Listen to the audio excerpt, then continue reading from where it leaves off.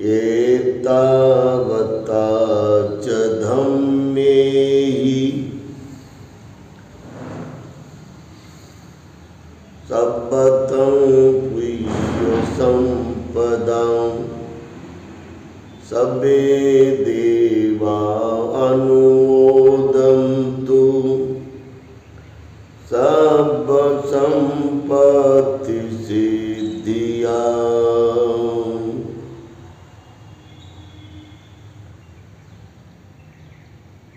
भगवंताच्या धम्मामध्ये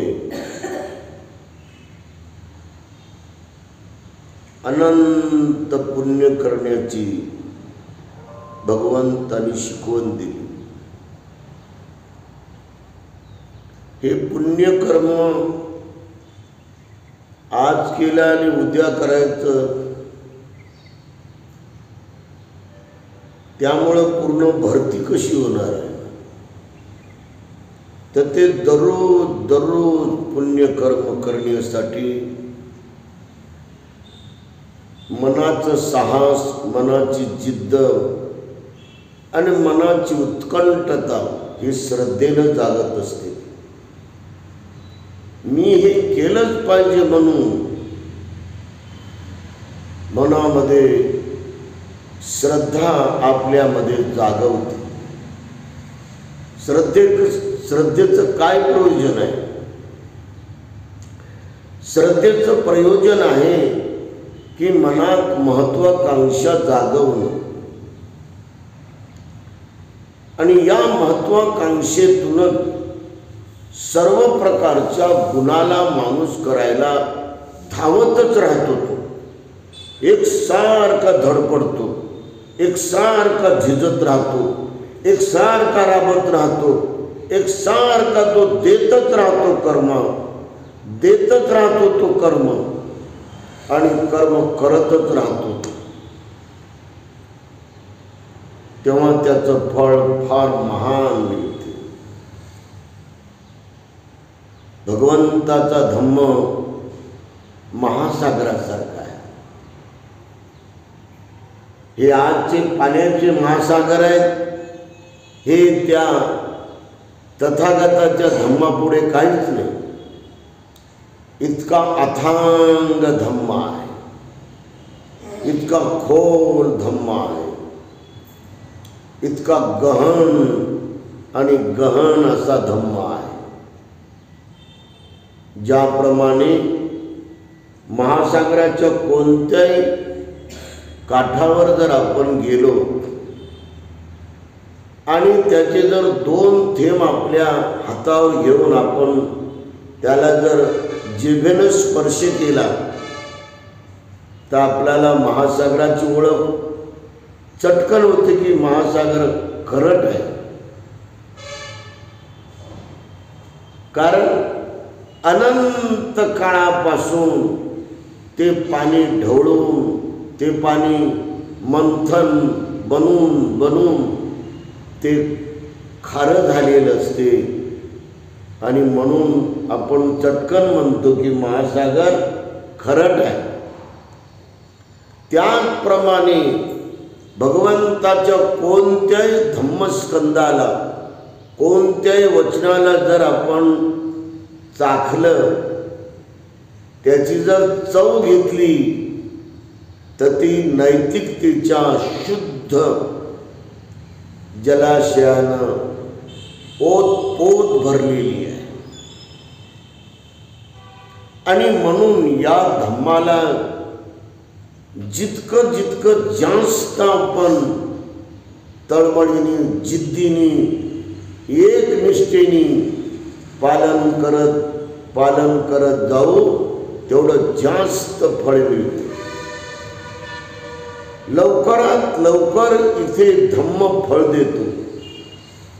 हा धम्म तत्काळ फळ देणार आहे। म्हणून हे 4 कर्म दररोज आपण केले पाहिजे आणि ते एकसारखे केले पाहिजे। पहिलं कर्म ध्यान कर्म केलं पाहिजे। तत्काळ फळ पाहिजे तर ध्यानात तत्काळ फळ मिळते. अर्धा तास मेहनत करा, श्वासावर मनाची निर्मळ एकाग्रता करा.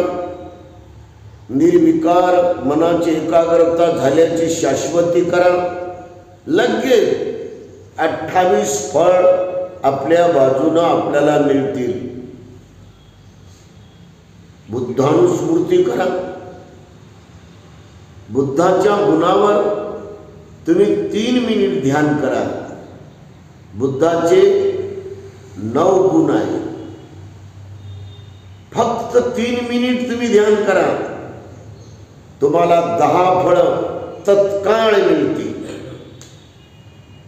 आणि मी याचा अनुभव दररोज घेऊन मला ते फळं लाभ देत आहेत.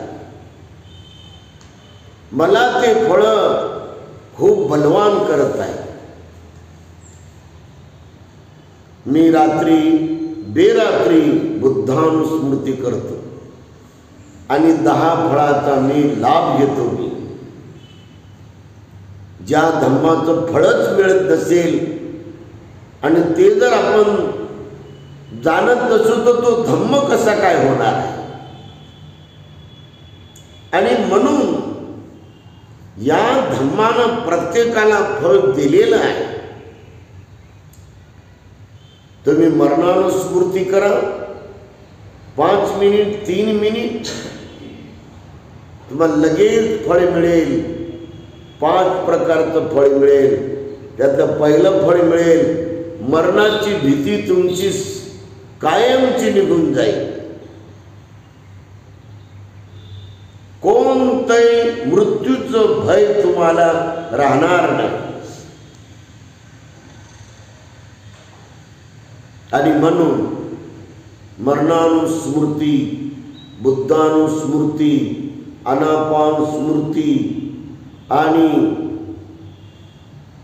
त्याशिवाय धम्मानुस्मृती हे दररोज करण्याचे ध्यानाचे अंग आहेत, ध्यानाचे विषय आहेत. 10 प्रकारच्या स्मृतीचा अभ्यास नेहमी केला पाहिजे. आपण 4 स्मृती प्रस्थानचा अभ्यास सुरू केला. त्यापैकी एक कायानुपස්සना ही पूर्ण केली. कायानु म्हणजे कायेला. आपण बाहेरच पाहतो, नेहमी झाडं पाहतो, दुनिया पाहतो, हे अनेक प्रकारचे घरं पाहतो, बिल्डिंगा पाहतो, सर्व प्राणी पाहतो, सर्व पृथ्वी पाहतो, आपण अवलोकन करतो. त्याच्यात जो आपला वेळ जातो, त्याच्यात जे आपलं डोकं खर्ची होते, त्याच्यात जे आपलं चिंतन होते, त्याचा एक क्षणभर सुद्धा फायदा नाही. म्हणून भगवान म्हणतात की तुम्ही स्वतःला पहा. स्वतःला काय पाहायचं? स्वतःला तुम्ही जसं आहे तसं पहा. यथाभूत ज्ञानदर्शन. दर्शन म्हणजे अनुभूती. यथाभूत म्हणजे जसं आहे तसं, जे आहे ते. जसं तुम्ही डोक्याला पाहिलं तर डोक्यावर तुमची केस आहेत, काळे काळे, पांढरे पांढरे, काळे पांढरे, सारे पांढरेच पांढरे. तर पूर्ण भोवयावर केस आहेत, तर साऱ्या चेहऱ्यावर केस आहेत, तर सारं पांढरंच पांढरं झालं आपलं. तर याला तुम्ही जसं डोळे लावून, डोळे बंद करून पाहिलं, वस्तुनिष्ठ पाहिलं, वास्तवतेच्या यथार्थ ज्ञानामध्ये पाहिलं, तर तुम्हाला परिपूर्ण सत्यज्ञानाची प्राप्ती होते. तर तुमचं हे शरीर पाहत पाहत तुम्ही पायाच्या अंगठ्यापर्यंत दररोज गेला. 5 मिनिटामध्ये तुम्ही हे यात्रा केली. या टाळूपासून तर या पायाच्या अंगठ्यापर्यंत 5 मिनिट 10 मिनिट, तर हे शरीर तुम्हाला परिपूर्ण यथार्थ ज्ञानानं, वास्तवतेच्या ज्ञानानं हे तुमच्यामध्ये साक्षात्काराची ज्योती जागत राहील आणि त्या साक्षात्काराच्या ज्योतीला प्रज्ञा म्हणतात. तुम्ही तुमचं जर शरीर परिपूर्ण पाहिलं जसं आहे तसं, तर या शरीराबद्दल तुमचं जे आकर्षण आहे ते कमी कमी कमी कमी होता होता कायमचं आकर्षण आपलं संपून जातं. तर दुसऱ्याच्या शरीराला पाहिलं, आपण लेडीजच्या शरीराला पाहिलं, दुसऱ्या पुरुषाच्या शरीराला पाहिलं, तर आणखी आपलं मन कमी कमी कमी आकर्षण कमी होते, तर कायमचं आकर्षण आपलं संपून जाते. तर कुणावरही आपण भाळत नाही क्षणभर सुद्धा, कुणावरही आपण मोहित होत नाही क्षणभर सुद्धा, कुणावरही आपण आसक्त होत नाही. एका क्षणामध्ये एवढी आपल्याला बोधी प्राप्त होते. जरी आपल्याला प्राप्त होत असेल तर याचा लाभ आपण घ्यावं की नाही, आपण हा लाभ उचलला पाहिजे की नाही. आणि म्हणून भगवान बुद्धांनी सांगितलं की जो व्यक्ती या शरीराला जसा आहे तसं पाहतो, यथाभूत त्याचं ज्ञान घेतो, वस्तुनिष्ठ ज्ञान घेतो, त्या व्यक्तीची तृष्णा, त्या व्यक्तीची आसक्ती अशी कर्मानी ही अशी कमजोर कमजोर कमजोर क्षीण क्षीण क्षीण क्षीण होत राहते. आणि आसक्ती आपली कमी होणं फायद्याचं आहे की नाही? आसक्ती वाढणं हे फायद्याचं आहे का? आसक्ती प्रबळ बनणं, उजागर बनणं फायद्याचं आहे का? म्हणून आपल्याला हे लगेच फळ पाहिजे की आपण अनासक्त व्हावं. अनासक्त झालेला माणूस खरा धम्माचा माणूस झाला, तो धम्माचं रक्षण करणारा झाला, तो धम्मवान खरा झाला, तो धम्मामध्ये पकत परिपक्व तो बनून धम्माला वाढवणारा झाला, तर तो आपली प्राप्त झालेली धम्माची अनुभूती दुसऱ्याला सांगू शकतो. आणि म्हणून हा धम्म याप्रमाणे एकापासून दुसऱ्यापर्यंत तो लोकांमध्ये जात असतो. तर तुम्ही जर यामध्ये जर त्या अवस्थेपर्यंत पोहोचले तर तुम्ही ही आपल्याला मिळालेली प्राप्ती दुसऱ्याला सांगणार की नाही? दुसऱ्यापुढे प्रगट करणार की नाही? जसं मी आज भदंत खेमदमो आहो, तर मला ही जर प्राप्ती जर झाली तर मी ती जर दुसऱ्याला सांगितलं आणि ती जर दुसऱ्याने ऐकून जर ते पालन केले तर त्याला फळ मिळेल की नाही? आणि म्हणून धम्म हा असा याच जन्मामध्ये सर्व दुःख शांत करण्याचं, सर्व दुःख क्षमन करण्याचं ज्ञान देतो. या कायानुपස්සनेला जोडून वेदनानुपස්සना आहे. वेदनानुपස්සना म्हणजे डोळे उघडून पाहायचे, डोळे बंद करायचे नाही. हा धर्म डोळे बंद करून ऐकायचा नाही, हा धम्म डोळे उघडे करून ऐकायचा असतो. याला जागरूक करा, जरा झोपू लागले हे.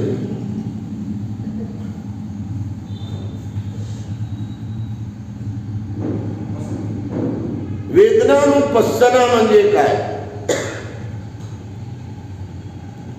वेदनानु म्हणजे वेदना म्हणजे संवेदना.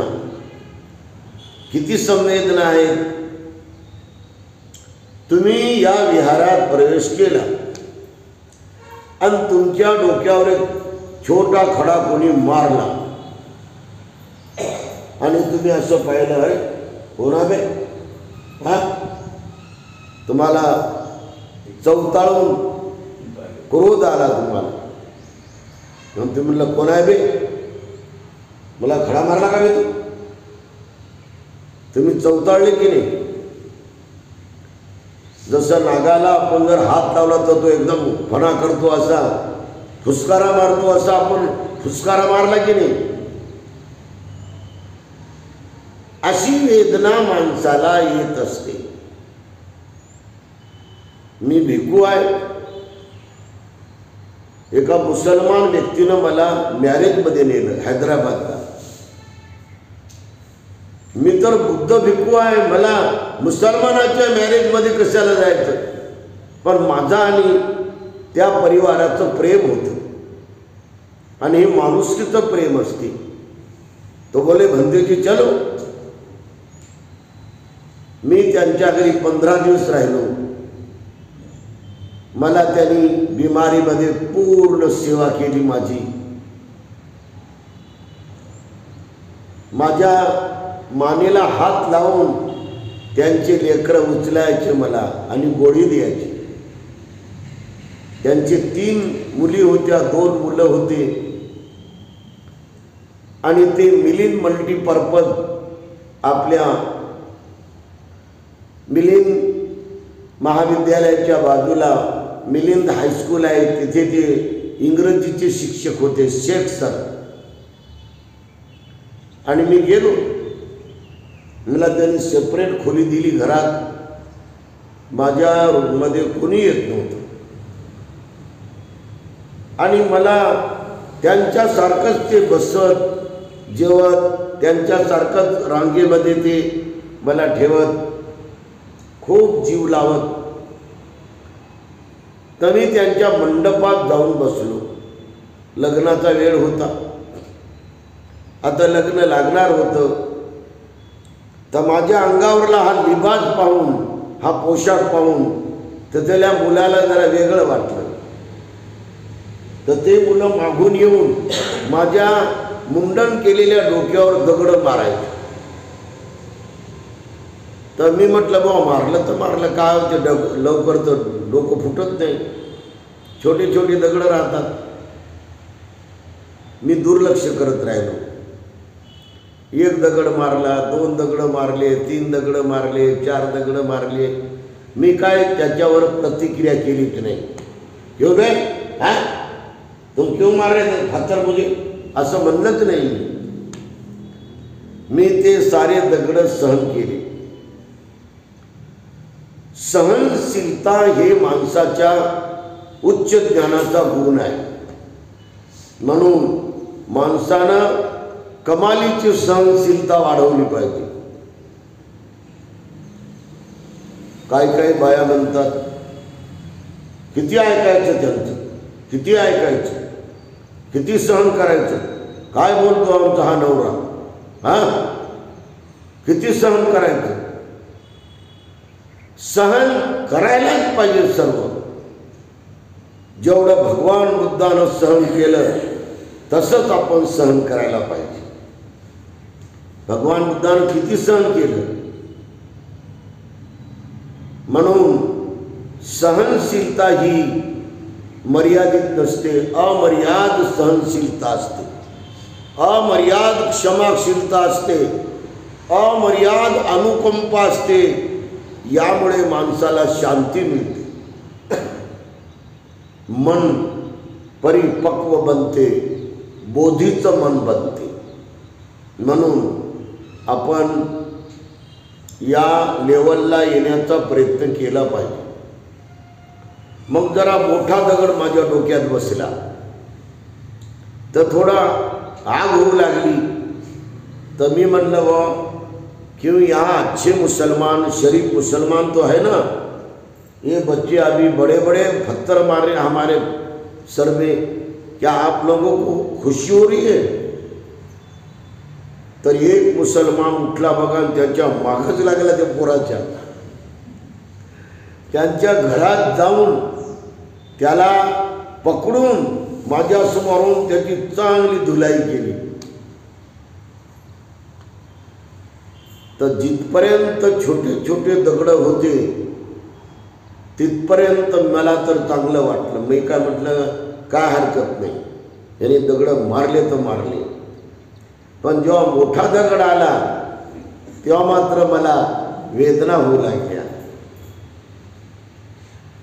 मी आणि माझे मित्र समजा असे चाललो रस्त्यानं आणि तिथे एक माणूस झोपला आणि ते का अंधुक अंधारात आम्हाला का दिसलं नाही. आमचा पाय त्याला हेडगळला. क्या तुमको शुद्ध नाही, तुमकी आज्ञा नाही असं त्यांनी म्हणलं.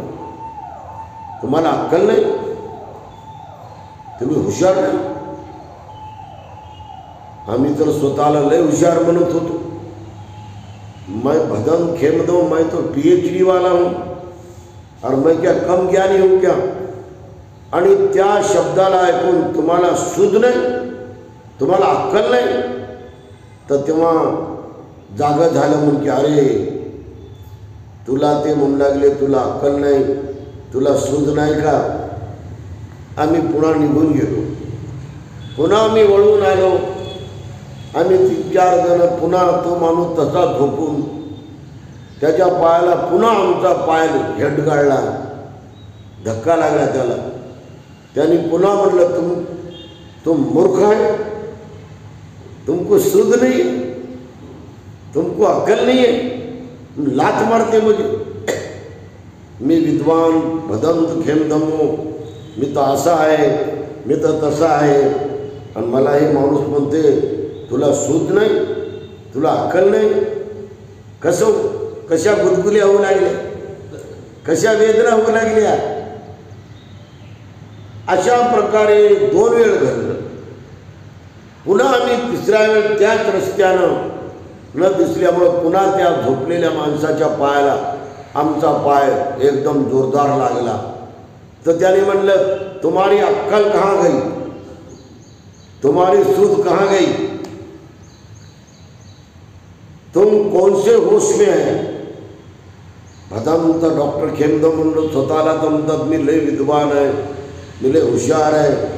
आणि तिथून शब्द ऐकायला मिळाला तुम्हारी अक्कल कहाँ गई, तुम्हारी विद्वत्ता कहाँ गई, तुमको होश नाही. असे शब्द ऐकल्यानंतर कसं होते माणसाला. अशा प्रकारे वेदना संवेदना जशा मनात उत्पन्न होतात तसं चित्त हे कंपायमान होते. आणि म्हणून कोणत्या जरी वेदना झाल्या तरी त्या आपण आपल्यामध्ये जागल्यावर त्याच्याबद्दल द्वेष निर्माण होऊ नये,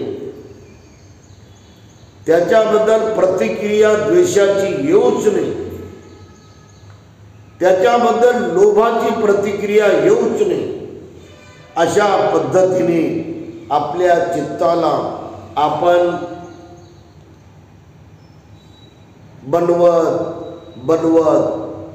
बनवत याला मात्र वेदनानुस्मृतीमध्ये आणलं पाहिजे.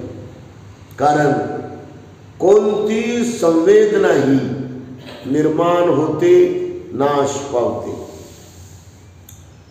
सुख संवेदना झाली, सुख वाटू लागलं त्या संवेदनेचं तर माणूस म्हणते असंच पाहिजे, असंच पाहिजे, असंच पाहिजे, असंच पाहिजे, असं हवं आहे, असं हवं आहे, असं पाहिजे, असं पाहिजे. त्याची आवड लागते त्याची. ही त्याची हाव त्याला प्रबळ बनवते, त्याच्या आहारी नेते आणि त्याला त्या सुखसंवेदनेमध्ये गुलाम बनवतो शेवटी, आणि ते एवढी गहिरी बनते की ते दुःखाला कारण बनते.